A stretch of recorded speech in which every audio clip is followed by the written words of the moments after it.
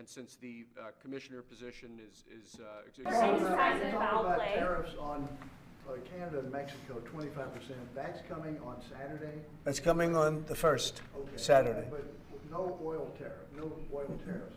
No, I don't, well, I didn't say that. You said that, no. Well, I don't want to misinterpret. No, we may or may not. We're going to make that determination probably tonight Oh, on oil. Yeah, because they send us oil, we'll see. It depends on what the price is.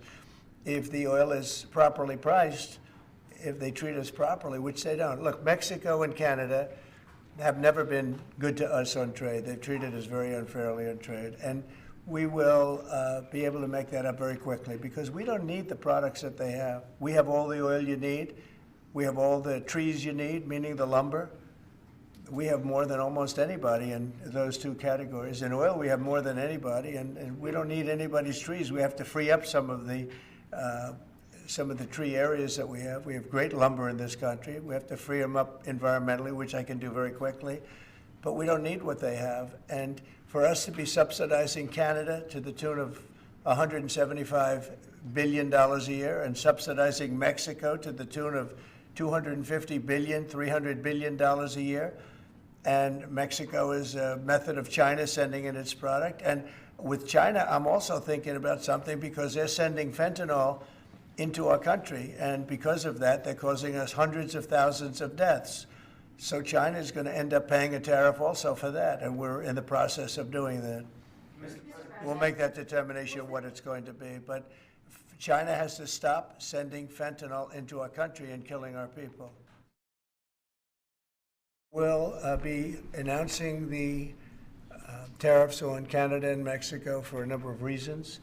Number one is the people that have poured into our country so horribly and so much. Number two are the drugs, fentanyl, and everything else that have come into the country. And number three are the massive subsidies that we're giving to Canada and to Mexico in the form of deficits. And I'll be putting the tariff of 25% on Canada and separately 25% on Mexico. And we will really have to do that because we have very big deficits with those countries. Those tariffs may or may not rise with time. Will oil be part of that, though, because we get oil from Canada? Oil is going to have nothing to do with it as far as I'm concerned. Oil has nothing to do with it. Mr. President, you said in confidence. Regarding Guantanamo Bay, you want 30,000 new beds there. Is there a possibility that will increase, or is 30,000 the It could maximum? increase, yes. What would be the maximum? It depends, but countries that won't take back their criminals that they sent into us, you know, they sent them to us. They put them into the caravans, and they came in. As sure as you're standing there, they were sent by those countries. Then they're going to be met very harshly with sanctions, etc. When are you hoping to have Guantanamo Bay, this new facility, up and running? It'll be up pretty quickly. How much do you think it's going to cost? Not very much. A lot of the structure is already there, as you know. You said that you envision sending the 80-something thousand IRS agents hired under Biden to the border. What role do you see them playing? Well, we'll see. I mean, I may do that, or I may use different people, but we're going to send more. We're going to give the Border Patrol some help. Although now, if you look, they've taken in the lowest number since my administration. The numbers are very low. And at that level, we don't need so much help. People know not to come because if they come, they're not going to make it in and they're going to be shipped out. Mr. President, Egypt's president and the King of Jordan have both said that they won't take in displaced people from Gaza like you suggested. Is there anything you can do to make them do that? I mean, tariffs against those countries, for example? They will do it. They will do it. What makes you say that? They're going to do it. Okay? We do a lot for them, and they're going to do it.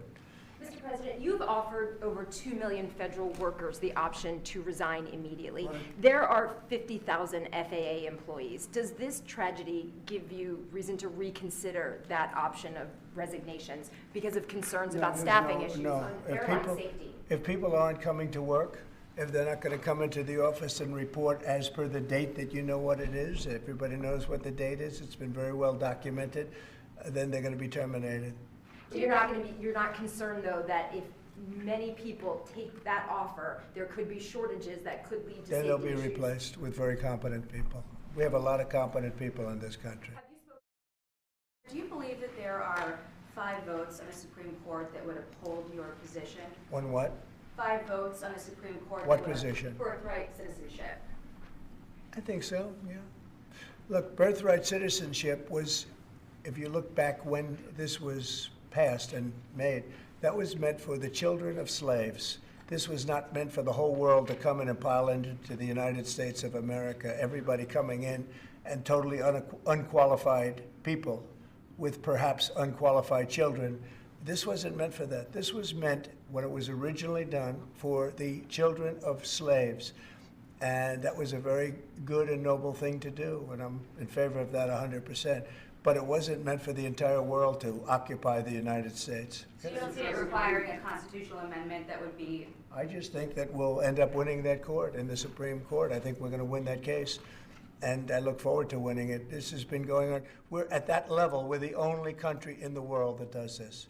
There's no other country at this level. There's no other country in the world that does it. It's crazy.